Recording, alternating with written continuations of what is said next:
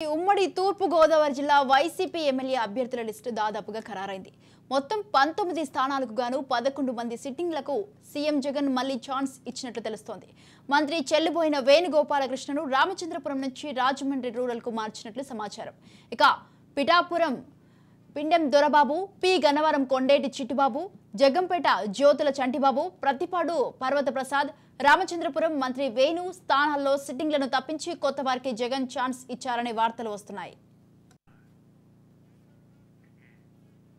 అధికార పార్టీలో కొందరు ఎమ్మెల్యేలను స్థానచలనం తప్పదని ఇప్పటికే సంకేతాలు జారీ చేసిన వైసీపీ అధిష్టానం వారిలో కొందరిని పార్లమెంటుకు పంపించేందుకు తీవ్ర ప్రయత్నాలు చేస్తోంది. అయితే వారి నుంచి మాత్రం ఎటువంటి అంగీకారం కనిపించడం లేదని తెలుస్తోంది. ఫలానా స్థానం నుంచి మీరు ఎంపీగా పోటీ చేయాల్సి ఉంటుంది, అందుకు సిద్ధంగా ఉండండి అంటే బాబోయ్ ఎంపీగా పోటీనా, మా వల్ల కాదండి అంటూ ఏదోలా సైడ్ అవ్వడానికి ప్రయత్నిస్తున్నారట పలువురు ఎమ్మెల్యేలు. దాదాపు 7 అసెంబ్లీ నియోజకవర్గాలు కలిపి ఒక పార్లమెంటు స్థానం కాగా ఇప్పుడు ఉమ్మడి తూర్పు గోదావరి జిల్లాలో పార్లమెంటు అభ్యర్థులుగా పోటీ చేసేందుకు అభ్యర్థులు దొరకని పరిస్థితి కనిపిస్తోందట. ఎవరిని వెళ్లమన్నా ఆచితూచి అడుగులు వేస్తున్నారని తెలుస్తోంది.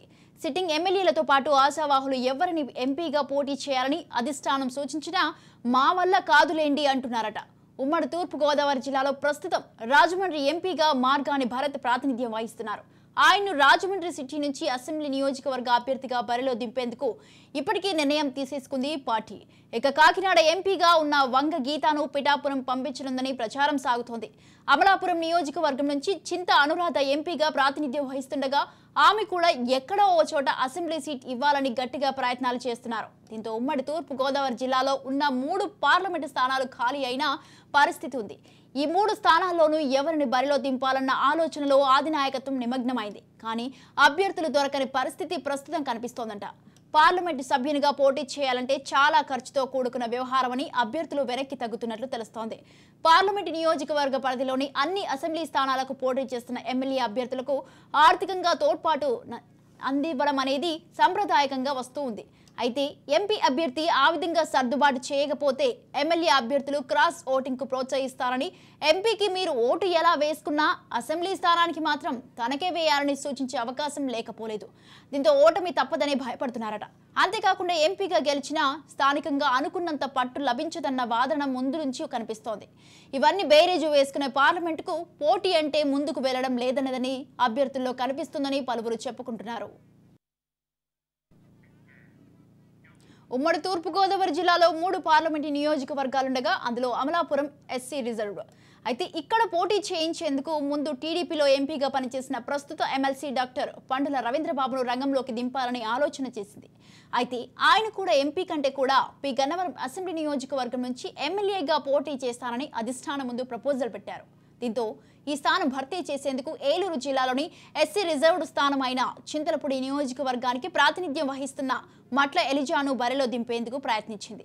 అయితే ఆయన దీనికి సుముఖత వ్యక్తం చేయకపోవడంతో పాటు తాను చింతలపూడి నుంచి ఎమ్మెల్యేగా పోటీ చేస్తానని, తప్పక గెలిచి తీరుతానని ముఖ్యమంత్రి జగన్ ముందు తన అభిప్రాయాన్ని వ్యక్తం చేశారట. ఇక రాజమండ్రి స్థానం నుంచి మంత్రి చెల్లుబోయిన వేణుగోపాలకృష్ణ లేదా షర్మిలారెడ్డిని రంగంలోకి దించాలని ప్రయత్నిస్తుందట. కాకినాడ పార్లమెంటు స్థానం నుంచి మాజీ మంత్రి, కాకినాడ రూరల్ శాసనసభ్యుడు కురసాల కన్నబాబును పోటీలో దించాలని ఆలోచనలో జగన్ ఉన్నారని చర్చ జరుగుతోంది.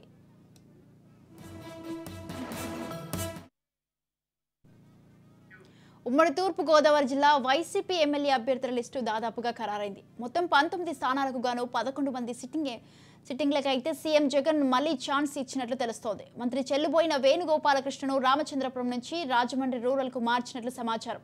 ఇక పిఠాపురం పెండెం దొరబాబు, పి గన్నవరం కొండేటి చిట్టుబాబు, జగ్గంపేట జ్యోతుల చంటిబాబు, ప్రతిపాడు పర్వత ప్రసాద్, రామచంద్రపురం మంత్రి వేణు స్థానాల్లో సిట్టింగ్లను తప్పించి కొత్త వారికి జగన్ ఛాన్స్ ఇస్తున్నారని వార్తలు వస్తున్నాయి.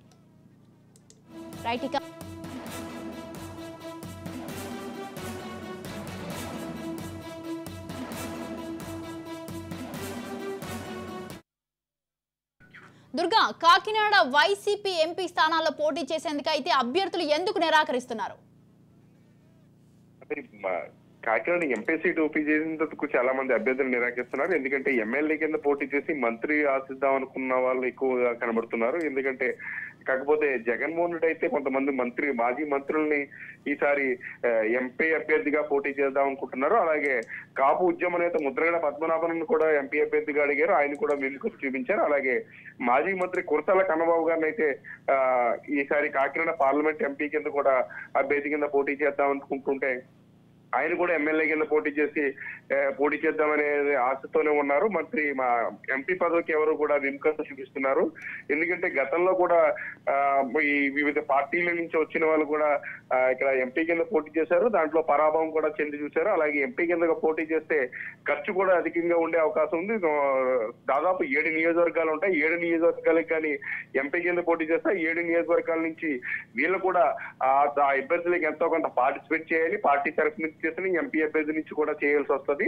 దానివల్ల కూడా ఖర్చు కూడా అధికంగా అవుతుంది. నెక్స్ట్ ఎంపీ కింద అయితే ఓన్లీ పార్లమెంట్ లో ఏమైనా లాబింగ్ చేసుకోవడానికి పార్లమెంట్ వరకే పరిమితం అవుతారు, కానీ రాష్ట్రంలో అంత కీలకంగా ఉండదని చెప్పి ఎమ్మెల్యే స్థానికంగా ఉండే అభ్యర్థులు అయితే ఆలోచిస్తున్నారు. అందువల్ల కొద్దిగా విముఖత చూపిస్తున్నారు. మరీ ముఖ్యంగా అయితే జిల్లా చెందిన చాలా మంది వైసీపీ ముఖ్య నేతలను ఎంపీ బరిలో దించినా కూడా దింపేందుకు వైసీపీ నాయకత్వం కసరత్తు చేస్తున్నారు.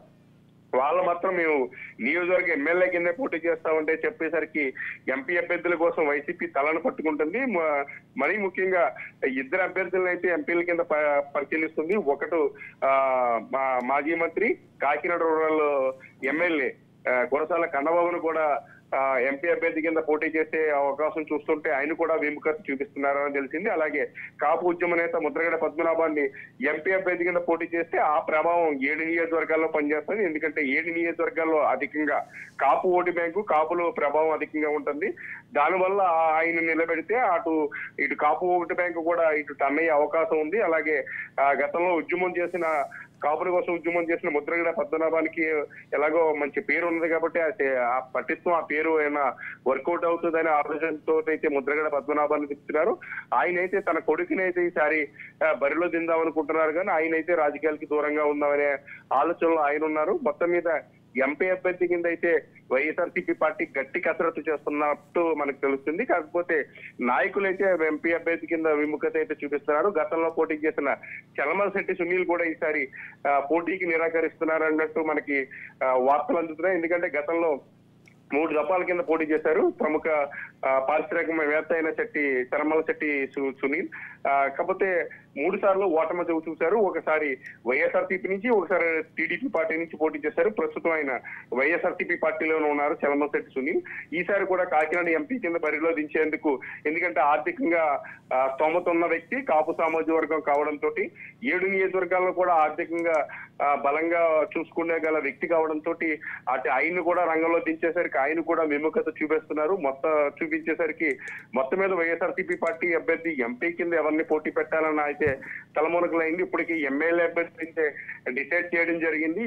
కాకినాడ ఎంపీ కింద పోటీ చేసిన వంగ గీతను అయితే పార్లమెంట్ నియోజకవర్గ నుంచి తప్పించి ఇప్పుడు పిఠాపురం నియోజకవర్గంలో తేయడంతో ఆ పార్లమెంట్ నియోజకవర్గం ఖాళీ అయింది. అలాగే రాజ్యసభ సభ్యుడు పిల్లి సుభాష్ చంద్రబోస్ ఆయన రాజ్యసభకు పంపించారు. ఆయన స్థానంలో ఆయన కొడుకుని అక్కడ రామచంద్రపురం నుంచి కూడా ఎమ్మెల్యే అభ్యర్థి కింద ఇన్ఛార్జ్ కింద ప్రకటించినట్టే ఇంకా అయిపోయింది. ఇంకా కొన్ని నియోజకవర్గాలు ఉన్నాయి. ఇప్పుడు పెద్దాపురం నియోజకవర్గంలో కూడా ఎటువంటి రాజకీయాలు జరుగుతారన్న అంశమే ఉంది. పెద్దాపురం నియోజకవర్గం దౌలూరు దొరబాబుకి గతంలో ముఖ్యమంత్రి మాట ఇచ్చారు, వచ్చే ఎన్నికల్లో దౌలూరు దొరబాబు పోటీ చేస్తారన్నారు, అది ఇంకా ప్రకటించలేదు. అలాగే కాకినాడ సిటీ ఎమ్మెల్యే అభ్యర్థి ద్వారంపూడి చంద్రశేఖర్ రెడ్డిని కూడా ఇంకా ప్రకటించలేదు. అలాగే కొన్ని నియోజకవర్గాలు ప్రకటించబోయేసరికి ఒకవేళ ఈ నియోజకవర్గాల్లో కూడా మార్పులు ఏమన్నా ఉంటాయన్నది కూడా స్థానిక ప్రజలు అయితే తీవ్రంగా చర్చిస్తున్నారు. Swathi. Right, thank you Durga, thanks for the details.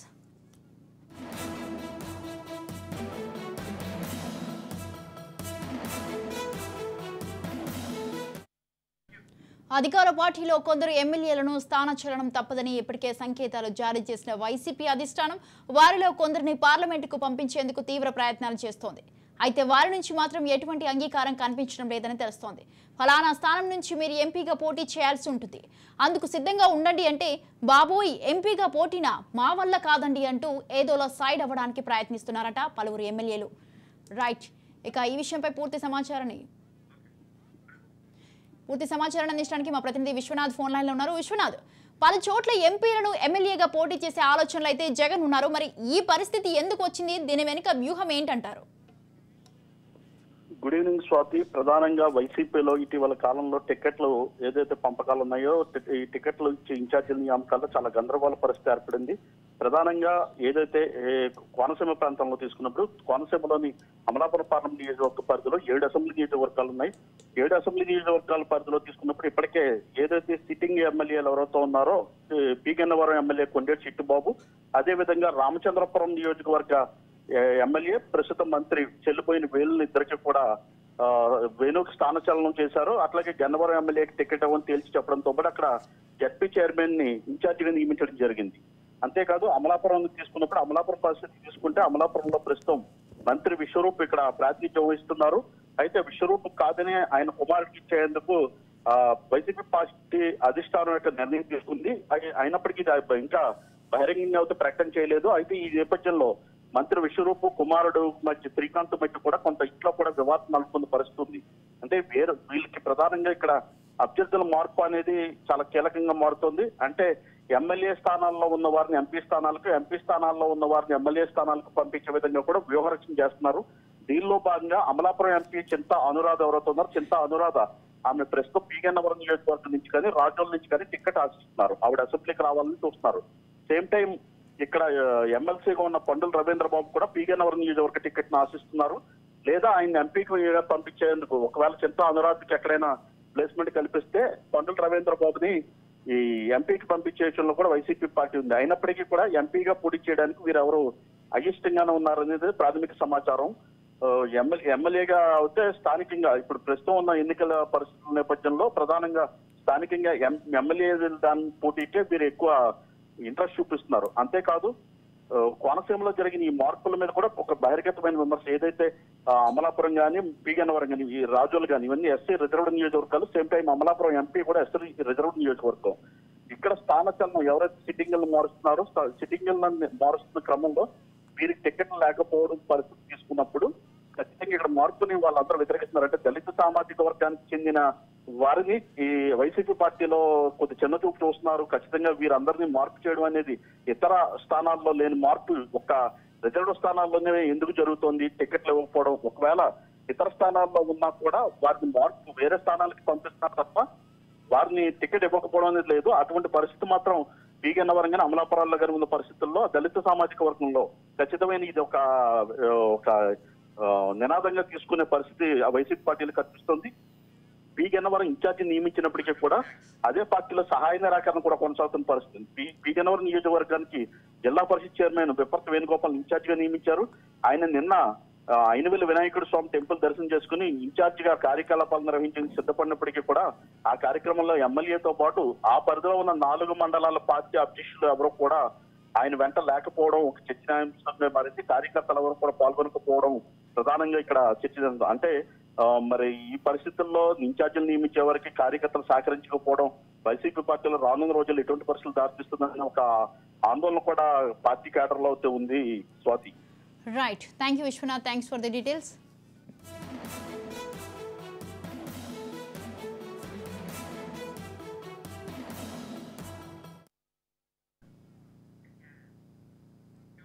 దాదాపు 7 అసెంబ్లీ నియోజకవర్గాలు కలిపి ఒక పార్లమెంటు స్థానం కాగా ఇప్పుడు ఉమ్మడి తూర్పు గోదావరి జిల్లాలో పార్లమెంటు అభ్యర్థులుగా పోటీ చేసేందుకు అభ్యర్థులు దొరకని పరిస్థితి కనిపిస్తోందట. ఎవరిని వెళ్లమన్నా ఆచితూచి అడుగులు వేస్తున్నారని తెలుస్తోంది. సిట్టింగ్ ఎమ్మెల్యేలతో పాటు ఆశావాహులు ఎవరిని ఎంపీగా పోటీ చేయాలని అధిష్టానం సూచించినా మా వల్ల కాదులేండి అంటున్నారట. ఉమ్మడి తూర్పు గోదావరి జిల్లాలో ప్రస్తుతం రాజమండ్రి ఎంపీగా మార్గాని భరత్ ప్రాతినిధ్యం వహిస్తున్నారు. ఆయన రాజమండ్రి సిటీ నుంచి అసెంబ్లీ నియోజకవర్గ అభ్యర్థిగా బరిలో దింపేందుకు ఇప్పటికే నిర్ణయం తీసేసుకుంది పార్టీ. ఇక కాకినాడ ఎంపీగా ఉన్న వంగ గీతాను పిఠాపురం పంపించనుందని ప్రచారం సాగుతోంది. అమలాపురం నియోజకవర్గం నుంచి చింతా అనురాధ ఎంపీగా ప్రాతినిధ్యం వహిస్తుండగా ఆమె కూడా ఎక్కడో ఓ చోట అసెంబ్లీ సీట్ ఇవ్వాలని గట్టిగా ప్రయత్నాలు చేస్తున్నారు. దీంతో ఉమ్మడి తూర్పు గోదావరి జిల్లాలో ఉన్న 3 పార్లమెంటు స్థానాలు ఖాళీ అయిన పరిస్థితి ఉంది. ఈ 3 స్థానాల్లోనూ ఎవరిని బరిలో దింపాలన్న ఆలోచనలో అధినాయకత్వం నిమగ్నమైంది. కానీ అభ్యర్థులు దొరకని పరిస్థితి ప్రస్తుతం కనిపిస్తోందట. పార్లమెంటు సభ్యునిగా పోటీ చేయాలంటే చాలా ఖర్చుతో కూడుకున్న వ్యవహారమని అభ్యర్థులు వెనక్కి తగ్గుతున్నట్లు తెలుస్తోంది. పార్లమెంటు నియోజకవర్గ పరిధిలోని అన్ని అసెంబ్లీ స్థానాలకు పోటీ చేస్తున్న ఎమ్మెల్యే అభ్యర్థులకు ఆర్థికంగా తోడ్పాటునందివ్వడం అనేది సంప్రదాయకంగా వస్తూ ఉంది. అయితే ఎంపీ అభ్యర్థి ఆ విధంగా సర్దుబాటు చేయకపోతే ఎమ్మెల్యే అభ్యర్థులు క్రాస్ ఓటింగ్కు ప్రోత్సహిస్తారని, ఎంపీకి మీరు ఓటు ఎలా వేసుకున్నా అసెంబ్లీ స్థానానికి మాత్రం తనకే వేయాలని సూచించే అవకాశం లేకపోలేదు. దీంతో ఓటమి తప్పదని భయపడుతున్నారట. అంతేకాకుండా ఎంపీగా గెలిచినా స్థానికంగా అనుకున్నంత పట్టు లభించదన్న వాదన ముందు కనిపిస్తోంది. ఇక ఇవన్నీ బేరేజు వేసుకునే పార్లమెంటుకు పోటీ అంటే ముందుకు వెళ్లడం లేదనేది అభ్యర్థిలో కనిపిస్తోందని పలువురు చెప్పుకుంటున్నారు.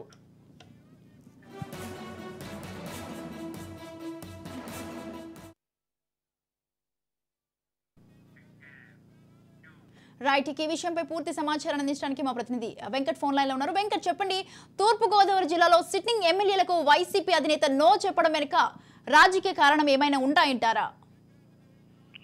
స్వాతి, అయితే ఇక్కడ ఎన్నికలు సమర్పిస్తున్న తరుణంలో ఉమ్మడి తూర్పు గోదావరి జిల్లాలో అయితే ఈ ప్రస్తుతం ఉన్న అధికార అధినేత పార్టీ అధినేత అయితే ప్రత్యేక దృష్టి పెట్టారని చెప్పొచ్చు. ఇప్పటికే నియోజకవర్గాల వారీగా అభ్యర్థులను ఖరారు చేశారు ఆల్మోస్ట్ ఆల్.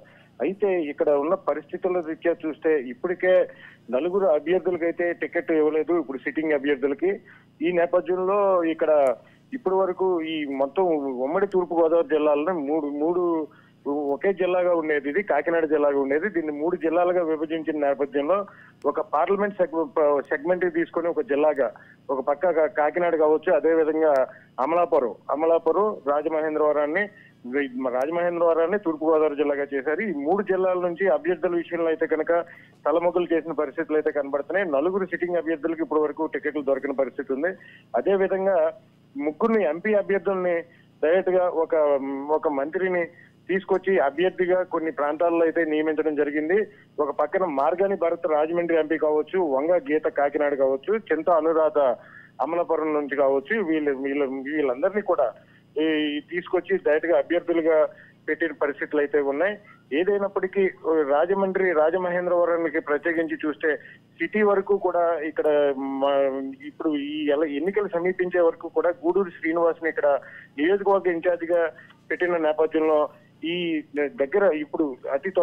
దగ్గరగా సమీపంలో ఉన్న తరుణంలో ఇప్పటి వరకు ఉన్న ఎంపీగా కొనసాగుతున్న మార్గాని భరత్ అయితే ఇక్కడ సిటీ అభ్యర్థిగా ఇప్పుడు ఇన్ఛార్జిగా ఏర్పాటు చేసిన పరిస్థితులు అయితే కనపడుతుంది. అదే విధంగా ఈ రూరల్ స్థానానికి వచ్చేసరికి రూరల్ అభ్యర్థి స్థానంలోని ఇప్పటి వరకు ఇక్కడ మంత్రిగా కొనసాగుతున్న చెల్లిపోయిన వేణుగోపాలకృష్ణని తీసుకొచ్చి రూరల్ అభ్యర్థిగా ఇక్కడ ఏర్పాటు చేసిన పరిస్థితులు ఉన్నాయి. అదే విధంగా అనపర్తిలో అయితే ఏ విధమైన మార్పు లేదు, సత్య సూర్యనారాయణ రెడ్డినే అక్కడ ఇన్ఛార్జిగా నియమించడం జరిగింది. ఇదే విధంగా ముమ్మిడివరం, ఇంకా ఈ మిగిలిన చూసుకుంటే రాజమహేంద్రవరానికి సంబంధించి ఈ రాజానగరం వచ్చేసరికి ఈ రాజానే కొనసాగిస్తున్నారు. అదే విధంగా కొవ్వూరు వచ్చేసరికి తానేటి వనిత, ఇప్పుడు హోమ్ మినిస్టర్ గా పనిచేస్తున్నటువంటి తానేటి వనితనే అక్కడ నియోజకవర్గ ఇన్ఛార్జిగా ఏర్పాటు చేసిన పరిస్థితులు ఉన్నాయి.